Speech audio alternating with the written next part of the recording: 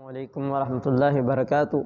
محترم ناظرین، آج کا ہمارا لیکچر، آج کا ہمارا سبق جو ہے وہ عصبہ کے متعلق ہوگا کہ عصبہ کسے کہتے ہیں اور اس میں کون کون سے افراد آتے ہیں اور اس کی کتنی اقسام ہیں۔ تو عصبہ کا لغوی معنی ہے جوڑنا، مضبوط کرنا، اور اصطلاحی معنی اس کا ہے کہ اصحاب الفروض کو ان کے حصے دینے کے بعد جو مال باقی بچ جائے، چاہے زیادہ ہو چاہے تھوڑا ہو، وہ جتنا بھی مال باقی بچ جائے وہ عصبہ لے لیتے ہیں۔ اصحاب الفروض کا پہلے ہم نے پڑھ لیا کہ جن کے قرآن و سنت میں، قرآن و حدیث میں حصے مقرر ہیں، تو وہ 12 افراد تھے جن کے حصے ہم نے پڑھے۔ آگے جو ہے وہ ہے عصبہ۔ عصبہ کا معنی کیا ہے؟ یعنی کہ جو مال باقی بچ جائے وہ لے جائیں۔ اور عصبہ کی اقسام 3 ہیں، بنیادی طور پر 2 ہیں، عصبہ نسبی، عصبہ سببی۔ عصبہ نسبی کی پھر آگے 3 قسمیں بنتی ہیں۔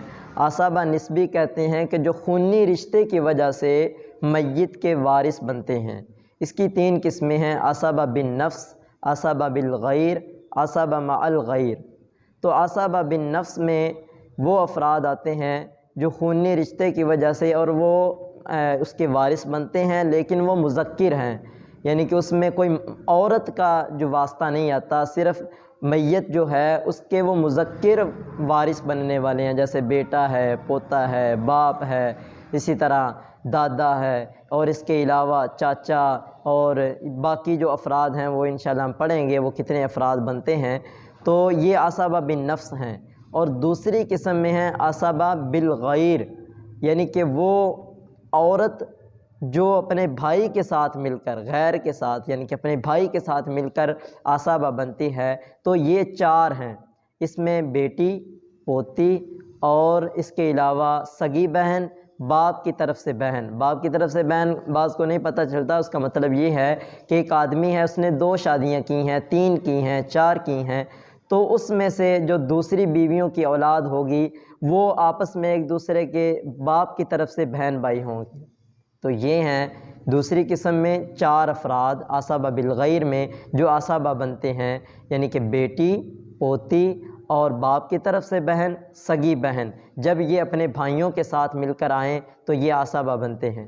اور تیسری قسم ہے عصبہ مع الغیر، اس میں جو ہے وہ آتے ہیں بنت اور بنت ابن، اخت شقیقہ اور اخت لیاب کے ساتھ جب آئیں، یعنی کہ بنت کہتے ہیں بیٹی کو، بیٹی اور پوتی جب سگی بہن یا باپ کی طرف سے بہن کے ساتھ مل جائیں رشتے، یعنی کہ اس وراثت میں، تو یہ عصبہ بن جاتے ہیں آپس میں۔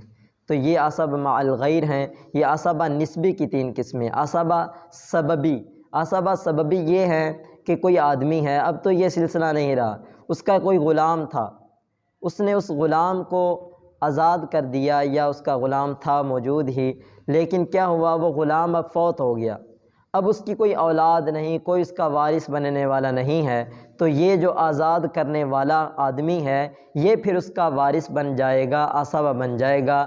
جیسے رسول اللہ صلی اللہ علیہ وسلم کی حدیث ہے، انما الولاء لمن اعتق، کہ ولا اسی کے لیے ہے، ولا یعنی کہ جو اس کا مال باقی بچا ہوا ہے یہ اس کے لیے ہے جو اس کو آزاد کرنے والا ہے۔ تو یہ ہیں عصبہ کی اقسام اور عصبہ کی تعریف۔ وما توفیقی الا باللہ۔ السلام علیکم ورحمۃ اللہ۔